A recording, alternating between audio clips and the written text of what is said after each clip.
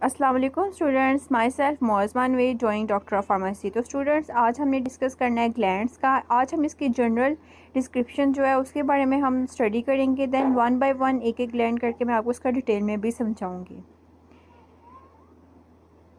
Students, अगर हम glands की बात करते हैं तो हम कहते हैं कि व्हाट आर द ग्लैंड्स। तो ग्लैंड्स की डेफिनेशन के अकॉर्डिंग ये कम्बिनेशन ऑफ सेल्स है, मतलब हमारी बॉडी के अंदर सेल्स का एक कम्बिनेशन होता है जिसे हम कहते हैं ग्लैंड्स है। अब हमारे बॉडी के जितने भी रिस्पॉन्सेज हैं ऑलमोस्ट वो डिपेंड करते हैं हार्मोन्स के ऊपर।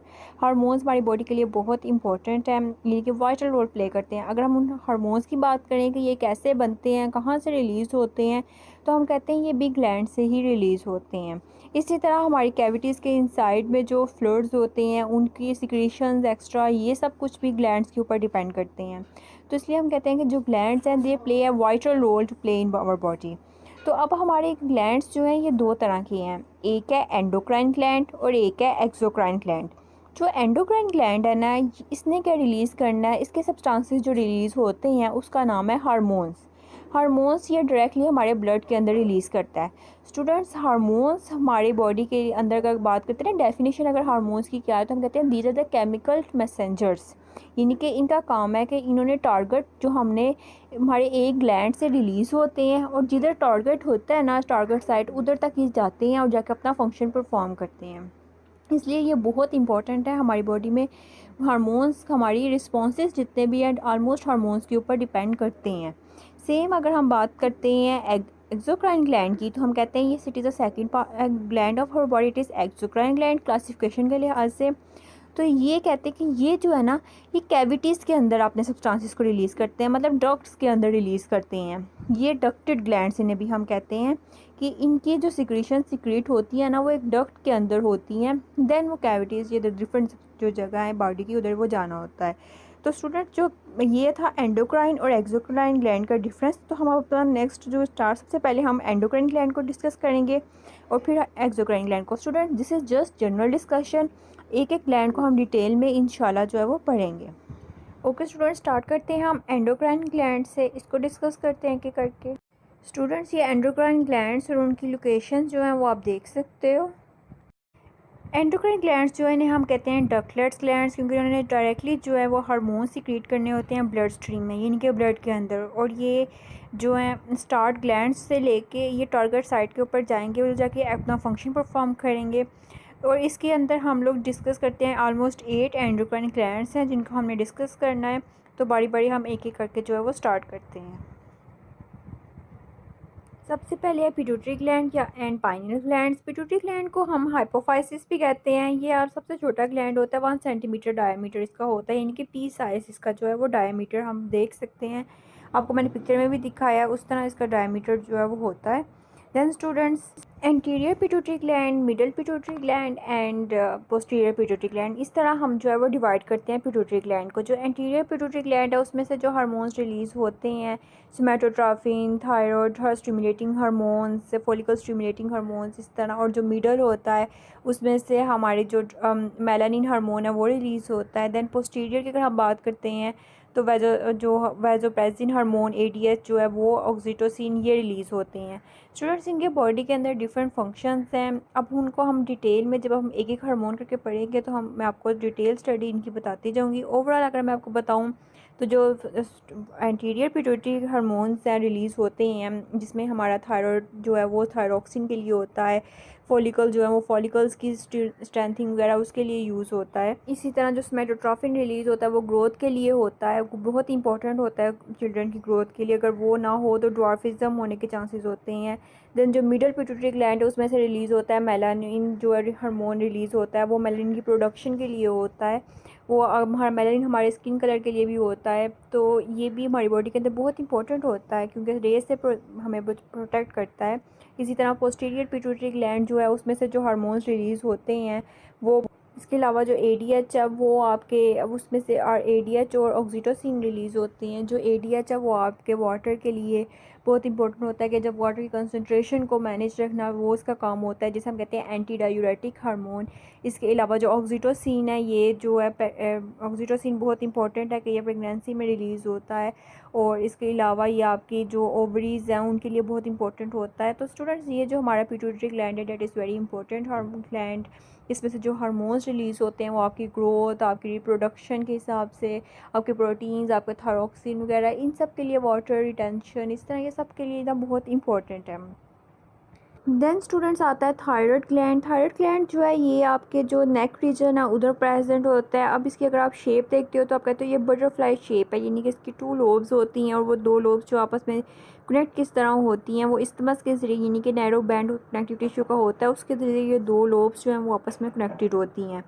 और ये बहुत इंपॉर्टेंट हार्मोन है आपके लिए, क्योंकि इसमें से आप अगर इसकी टाइप्स की बात करें तो हम कहते हैं कि जो थायराइड ग्लैंड है इसमें जो हार्मोन जो है वो 3 टाइप्स के होते हैं, like T3, T4 and calcitonin. T3 को हम कहते हैं ट्राई आइडो थायरोनिन, और जो T3 है ये 5% ऑलमोस्ट होता है, और जो T4 है जिसे हम थायरॉक्सिन भी कहते हैं, that is very very important and active hormone, ये ऑलमोस्ट 95% बॉडी के अंदर प्रेजेंट होता है। देन स्टूडेंट्स, जो थर्ड हार्मोन है वो है कैल्सीटोनिन। और स्टूडेंट्स, इन तीनों के हार्मोन्स जो हैं ये इसमें जो T3 और T4 है ये तभी वर्क करेंगे जब आपके पास आयोडीन जो है उस होगी कंसनट्रेशन आयोडीन की। तो इसलिए हम कहते हैं कि जब हम सॉल्ट को हम यूज़ करते हैं तो हमें आयोडाइज्ड सॉल्ट यूज़ करना चाहिए, यानी कि सॉल्ट के अंदर आयोडीन ज़रूर होनी चाहिए, क्योंकि अगर आपके पास आयोडीन नहीं है तो ये वर्क नहीं करेंगे। दैन गॉइटर वगैरह इस तरह की जो डिजीज़ हैं वो सामने आती हैं।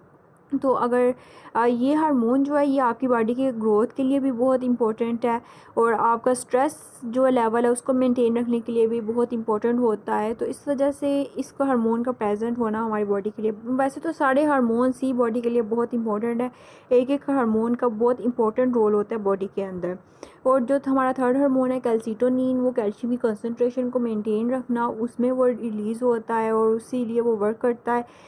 ये जो तीनों हार्मोन्स हैं ये थायराइड ग्लैंड में से रिलीज़ होते हैं। और थायराइड ग्लैंड की अगर लोकेशन की बात करें तो थायराइड ग्लैंड की लोकेशन ये है कि वो नेक रीजन में प्रेजेंट होते हैं, यानी कि हमारा जो लैरिंग्स है, यानी कि वॉइस बॉक्स पे जिसे हम कहते हैं लैरिंग्स, उसको उसके नीचे जो है ना ये प्रेजेंट होता है थायराइड ग्लैंड।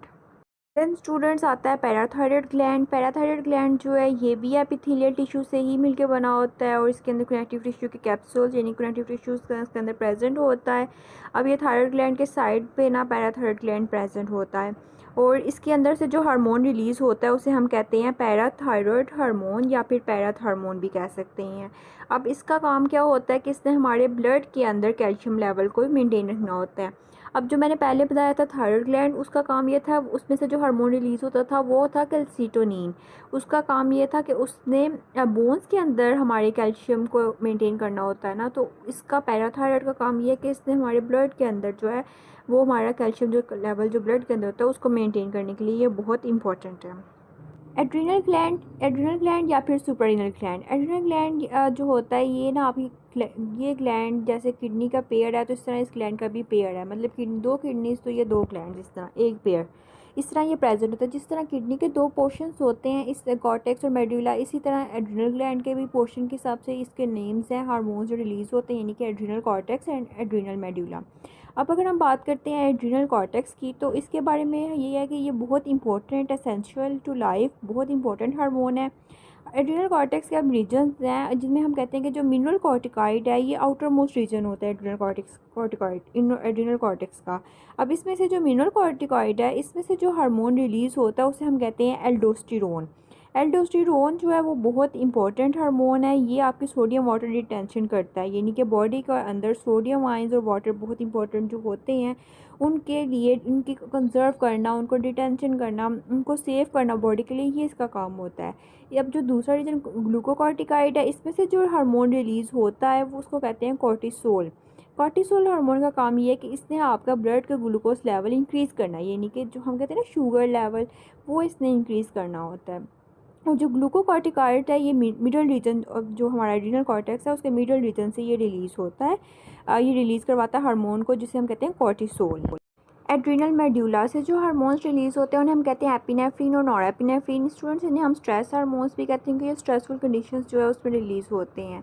और ये कब स्ट्रेसफुल कंडीशन होती है, यानी कि सिंपैथेटिक नर्वस सिस्टम जब आपका एक्टिवेट हुआ होता है, वो कब एक्टिवेट होता है, जब आप फाइट या फ्लाइट, आपको बहुत स्ट्रेस है, आप फाइट और फ्लाइट की कंडीशन में हो, तो तब आपका सिंपैथेटिक नर्वस सिस्टम एक्टिवेट हुआ होता है।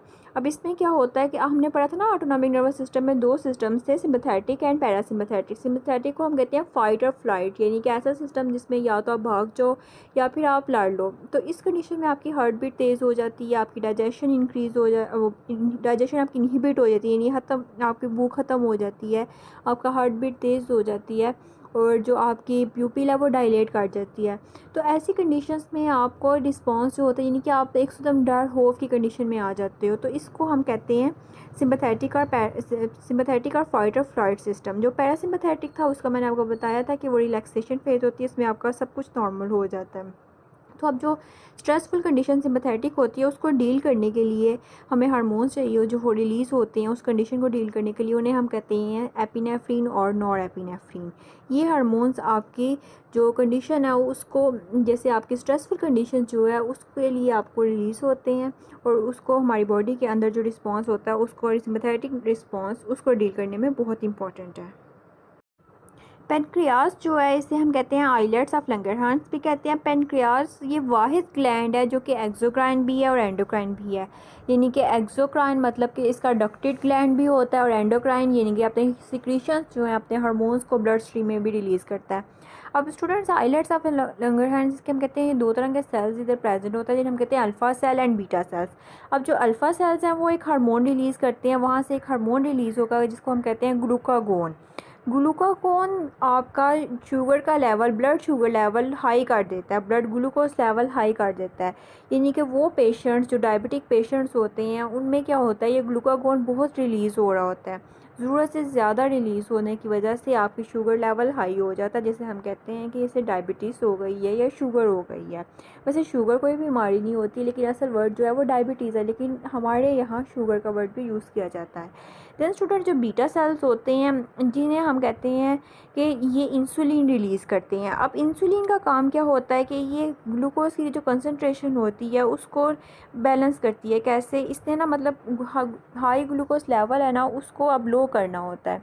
अब अगर ज़रूरत से ज़्यादा इंसुलिन रिलीज़ होने लग जाएगी तो ये भी हमारे जिस्म के लिए एक किस्म की ख़राबी है, क्योंकि इससे आपका ब्लड ग्लूकोज लेवल जो है वो डाउन हो जाएगा, तब भी पेशेंट के डेथ होने के चांसेस ज़्यादा हो जाते हैं। अगर शुगर हाई होती है तो तब इतने चांसेस नहीं होते, ब्लड ग्लूकोज लेवल ज़्यादा होता है तो तब इतने ज़्यादा चांसेस नहीं होते कि मोर्टेलिटी रेट हाई हो, लेकिन लो शुगर लेवल होने से, लो ग्लूकोज लेवल होने की वजह से डेथ होने के चांसेस ज़्यादा हो जाते हैं। तो ये इंसुलिन का ज़रूरत से ज़्यादा रिलीज़ होना भी एक डैमेज है हमारे सिस्टम्स के लिए। इसलिए अगर ये दोनों एक बैलेंस्ड फॉर्म में रिलीज़ हो रहे होते हैं तो पेशेंट इज़ नॉर्मल। लेकिन जब आप खाना खाते हो ना, तो जब खाना खाने के फ़ौरन बाद खाना खाते हो तो आपका ग्लूकोज लेवल तब बहुत हाई हुआ होता है, और फिर उस हाई ग्लूकोज के लेवल को जो है वो मेंटेन करने के लिए इन रिस्पॉन्स जो है वो इंसुलिन रिलीज़ होता है। और इंसुलिन स्टार्टिंग में जो है वो आपके जो ज़्यादा रिलीज़ होगा ताकि आपका ग्लूकोज लेवल जो है उसको नॉर्मलाइज़ कर सकें। तो ये है पेनक्रियास।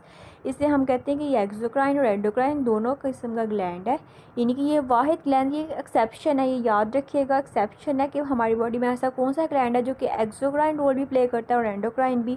तो ये हम कहते हैं कि that is pancreas.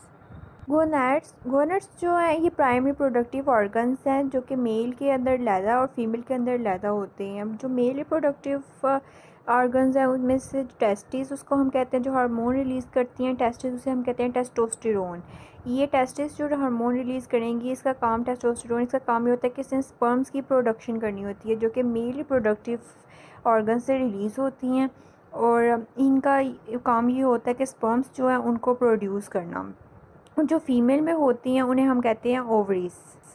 Two groups होते हैं फीमेल सेक्स हार्मोन्स के जो प्रोड्यूस होते हैं ओवरीज से, वो हैं एस्ट्रोजन और प्रोजेस्टेरोन। प्रोजेस्टेरोन जो है ये प्रेगनेंसी में बहुत इंपॉर्टेंट होता है प्रेगनेंसी को मेंटेन करने के लिए, और जो एस्ट्रोजन है ये फीमेल रिप्रोडक्टिव ऑर्गन्स को मेंटेन करने के लिए, उनके फंक्शंस को मेंटेन करने के लिए बहुत इंपॉर्टेंट होता है।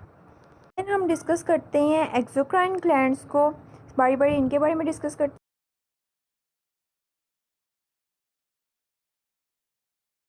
स्टूडेंट्स एक्सोक्राइन ग्लैंड्स जो है इन्हें हम डक्टेड ग्लैंड्स भी कहते हैं, क्योंकि इन्होंने आपको जैसे पिक्चर में देखा इनकी डक्ट्स बनी हुई हैं।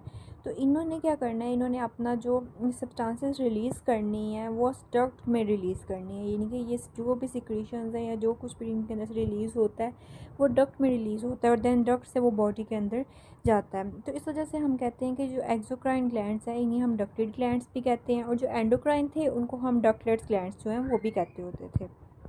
एक्सोक्राइन ग्लैंड्स में जो आते हैं वो हैं sweat, salivary, mammary, lacrimal, sebaceous, mucous glands वगैरह। तो स्टूडेंट जो स्वेट ग्लैंड्स हैं अगर हम इनकी बात करते हैं तो हम कहते हैं कि ये हमारी बॉडी के अंदर प्रेजेंट होते हैं और ये इनका काम ये इन्होंने स्वेट रिलीज़ करना है, मतलब स्वेटिंग के पर्पज़ के लिए ही होते हैं। अब अगर आपने देखा होगा कि फॉर एग्जांपल आपके हैंड्स या आपके बाजुओं पे स्वेटिंग हो रही है तो वहाँ से देख सकते हो कि ड्रॉपलेट्स की फॉर्म में आपके स्वेटिंग नज़र आता है, यानी किस तरह के वहाँ डक्ट से जो है ये सिक्रीशंस रिलीज़ होती हैं जो कि सॉल्टी सिक्रीशंस होती हैं, और ये आपके डक्ट यानी कि आपके जो हैंड्स के ऊपर आती हैं थ्रू डक्ट्स, यानी कि आपके अपनी डक्ट्स के ज़रिए ये आपके हैंड्स के ऊपर आएंगे और आपको एक ड्रॉपलेट्स की फॉर्म में ये नज़र आएंगी। Then this is called sweat glands, ये स्वेट रिलीज़ होगा by sweat glands. Then students अगर हम बात करते हैं स्लाइवरी ग्लैंड्स की, तो ये आपके माउथ में प्रेजेंट होते हैं। 3 तरह के स्लाइवरी ग्लैंड्स मोस्टली जो है वो हमारे जो माउथ है उसके अंदर प्रेजेंट होते हैं। उनका काम ये होता है कि स्लाइवा को रिलीज़ करना। अब स्लाइवा की पीएच को मेंटेन करना जो कि न्यूट्रल होती है, और ये बहुत इंपॉर्टेंट होता है क्योंकि जब आपकी स्लाइवा यानी कि हमारी इंडाइजेशन के लिए बहुत इंपॉर्टेंट है स्लाइवा। और इसके अलावा इसके अंदर स्लाइवा के मुख्तलिफ़ किस्म के एंटी माइक्रोबियल एजेंट्स होते हैं जो कि बैक्टीरिया, वायरस, टॉक्सिन्स वगैरह जो हम फूड के अंदर हम यूज़ करते हैं ये उसको ख़त्म करने के लिए, उसको किल करने के लिए यूज़ होते हैं। तो स्लाइवा का इसके अलावा ये आपकी स्पीच को यानी कि आपके बोलने को आरामदेह कंफर्टेबल बनाने के लिए भी स्लाइवा यूज़ हो जो है वो प्रोड्यूस होता है, क्योंकि अगर आपका फॉर एग्जांपल अगर आपका माउथ जो है वो ड्राई हो रहा है, जिससे हमें एक कंडीशन होती है जिसे हम कहते हैं ज़ीरोस्टोमिया, उसमें भी ये होता है कि माउथ ड्राइनेस हो जाती है जिसकी वजह से पेशेंट जो है उसके अंदर उसको बोलने की मतलब प्रॉब्लम आ जाती है, उससे सही से बोला नहीं जाता। तो इन कंडीशंस जो हैं ये स्लाइवा की वजह जो है स्लाइवा का कम होने की वजह से होती हैं। स्वेट ग्लैंड्स के हम कहते हैं कि ये ना 3 पेयर्स होते हैं, लाइक 3 पेयर्स होते हैं इसके मेजर स्लाइवरी ग्लैंड में, और माइनर स्लाइवरी ग्लैंड्स काफ़ी ज़्यादा होते हैं। वैसे हम उनको भी जो है वो क्लासिफाइड कर देते हैं कि सीरस, म्यूकस और मिक्स में। अगर हम इसके मेजर की बात करें तो मेजर में आता है पैरोटिड, सबमैंडिबुलर और सबलिंगुअल। पैरोटिड जो होते हैं ये आपके कानों के पास होते हैं, और जो सब मैंडिबुलर आपके मैंडिबुलर रीजन में, और जो सब लिंगुअल होते हैं बिलो द टंग प्रेजेंट होते हैं। इसके अलावा जो minor salivary gland, serous, mucous और मिक्स्ड ग्लैंड्स होते हैं। देन स्टूडेंट स्लाइवरी ग्लैंड के बाद हम मूव करते हैं अपने मेमोरी ग्लैंड पे। मेमोरी ग्लैंड जो है ये मेल और फीमेल दोनों में प्रेजेंट होता है। इसका काम ये है कि ये मिल्क प्रोडक्शन की तरफ मिल्क प्रोडक्शन इसका मतलब मेन फंक्शन होता है। मेमोरी ग्लैंड जो है इसके बाद हम मूव करते हैं लैक्रिमल, जो कि टीयर्स आप प्रोड्यूस करता है, ये आपके आई बाल के ऊपर होता है और ये टीयर्स प्रोड्यूस करता है। टीयर प्रोडक्शन यानी आपके आइज़ के लिए टीयर प्रोडक्शन बहुत इंपॉर्टेंट है, क्योंकि इसके अंदर क्वालिटीज़ होती हैं कि आपकी आंखों को क्लीन कर सकती है, क्लींजिंग इफेक्ट प्रोड्यूस कर सकती है। तो इसलिए टीयर प्रोडक्शन जो है वो इंपॉर्टेंट होता है, लैक्रिमल ग्लैंड जो है वो प्रोड्यूस करता है। दैन सिबेशियस ग्लैंड जो है वो सीबम प्रोड्यूस करते हैं। सीबम जो है ये ब्राउनिश कलर का होता है, एक सब्सटेंस वो रिलीज़ होता है जिसे हम कहते हैं सिबेशियस ग्लैंड से जो है रिलीज़ होता है सीबम। ये भी इंपॉर्टेंट होता है कि ये ना जो हम कोल्ड एक बार अगर कोल्डनेस है तो आपकी बॉडी को प्रोटेक्ट कर सकता है। और इसके अलावा देन मूव करते हैं प्रोस्टेट ग्लैंड की तरफ। तो प्रोस्टेट ग्लैंड जो है वो स्पर्म्स प्रोड्यूस करते हैं, म्यूकस ग्लैंड म्यूकस प्रोड्यूस करते हैं। तो स्टूडेंट्स ये थे हमारे एक्सोक्राइन ग्लैंड्स जो कि अपने डक्ट्स के अंदर सिक्रीशंस को रिलीज़ करते हैं, और वहाँ से सिक्रीशंस जो हैं वो आपकी बॉडी के ऊपर इफ़ेक्ट्स जो हैं वो प्रोड्यूस करती हैं। इसके अलावा ये फंक्शंस जो कि मैं आपको पहले भी बता चुकी हूँ, सिक्रीशंस का प्रोड्यूस करना, उन सिक्रीशंस के अंदर प्रोटीन्स होती हैं, म्यूकस होता है जो कि बॉडी के लिए बहुत इंपॉर्टेंट होती हैं, और इसके अलावा इसके अंदर जो है वो सॉल्टी सिक्रीशंस भी बाज़ औक़ात प्रोड्यूस होती हैं जो कि मोस्टली स्वेट ग्लैंड्स रिलीज़ करते हैं। इसके अलावा एंटी माइक्रोबियल एजेंट्स होते हैं जो कि आपके बॉडी के फॉर एग्जांपल सीबम, जो सेबेशियस ग्लैंड, स्लाइवरी ग्लैंड जो है स्वेट ग्लैंड्स ये रिलीज़ करते हैं ताकि जो माइक्रोब्स हैं बॉडी में वो माइक्रोब्स को किल किया जा सके, बॉडी को प्रोटेक्ट किया जा सके। तो बॉडी की प्रोटेक्शन के लिए बहुत इंपॉर्टेंट है एक्सोक्राइन ग्लैंड। ये था हमारा इंट्रोडक्शन स्टूडेंट्स एक्सोक्राइन ग्लैंड और एंडोक्राइन ग्लैंड्स का। स्टूडेंट्स अभी मैंने आपको जनरली बस डिफ़ाइन किए हैं कि जो ग्लैंड्स कहाँ कहाँ प्रेजेंट होते हैं और इनका फंक्शन क्या होता है, जो कि एक जनरली मैंने ओवरव्यू आपको दिया है ग्लैंड्स का। हम अब एक एक ग्लैंड जो है वो डिटेल में डिस्कस करेंगे, एक उसका मैकेनिज़्म, उसकी टारगेटेड साइज़, उसका रिलीज़ होना कि रिलीज़ कहाँ से होते हैं, कैसे ये ब्लड स्ट्रीम में मूव करते हुए अपने टारगेट तक पहुँचते हैं और किस तरह ये अपना फंक्शन परफॉर्म करते हैं, ये डिटेल में इंशाल्लाह हम एक एक करके स्टडी करेंगे। तो मैंने आप कोशिश की आपको समझ आ जाए, and students try your level best कि आप इनको रिवाइज कर लो, और होप सो आपको समझ भी आ गई होगी इंशाल्लाह। Thank you very much.